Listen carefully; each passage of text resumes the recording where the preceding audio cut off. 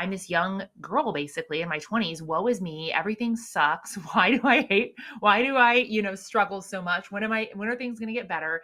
And he introduced me to a few books that really transformed the way that I thought. And for about 3 years, I was in this kind of tug of war with alcohol because during the week, Monday through Friday, I was being this very mindful, very productive, very, self growth oriented woman. And I was working really hard. And then on the weekends, I was doing this thing that I thought was balanced, Sarah, and I was playing hard. And so then it was time for me to let it all go and shut it all off and relax and treat myself and reward myself. And I really didn't see a problem with this. I thought it was very normal. And as you can probably relate, it is a very normalized process and cycle and lifestyle.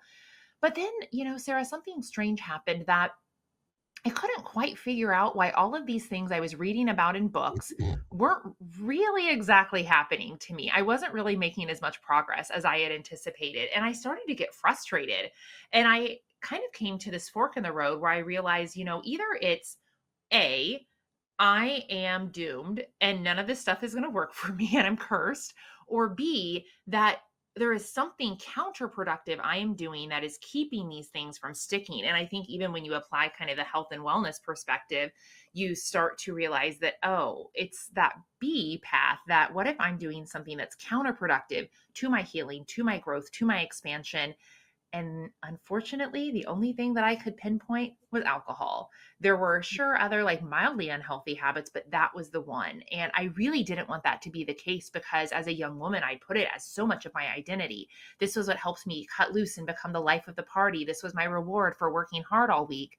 And yet, no matter what way I looked at it, that came to be the thing that was keeping me stuck and holding me back and keeping me from the results that I wanted.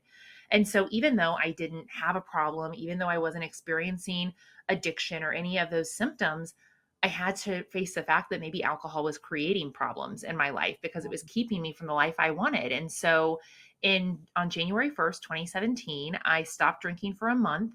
And that month turned into 3 months, then to 6 months, then to a year. And it's been 8 years since that experiment. And I haven't looked back once. Congratulations. Well, Thank you. just to get into the weeds of the biochemistry of it, Mhm. alcohol increases stress Mhm. when you're not drinking. Yep. So having that drink relaxes you for the moment. The next day, you're going to be more depressed. It is increasing the stress hormones. It's increasing estrogen dominance. It's crossing the blood-brain barrier. It's causing inflammation in the brain. So of course you can't connect to your higher self, right?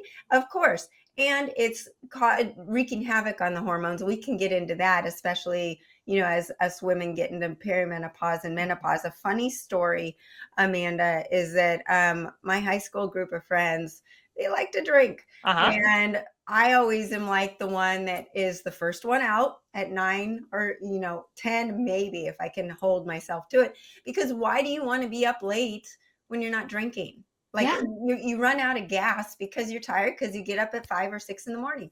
So it's that. But this last year we got together and we're sitting around the table, and out of 7 of us, there were 2 drinking. And the topic of, God, I just can't drink like I used to anymore. Mhm. And it's because of the hormones. But that's a whole nother thing as far as what it's physically doing to the body. Of course, it's also dampening the liver. It's disrupting protein and fat metabolism and all the things. And our livers are already bombarded by everything else in the world. So Mhm. that's just one more thing.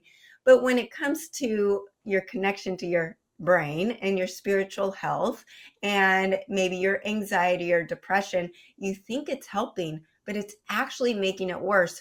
And I always laugh because my dad is a very impulsive person, Mhm. and it actually increases impulse behavior when you're not drinking. So I'm Mhm. not just talking about the angry drunk. I'm Mhm. talking about just when you're sober during the Yes. week.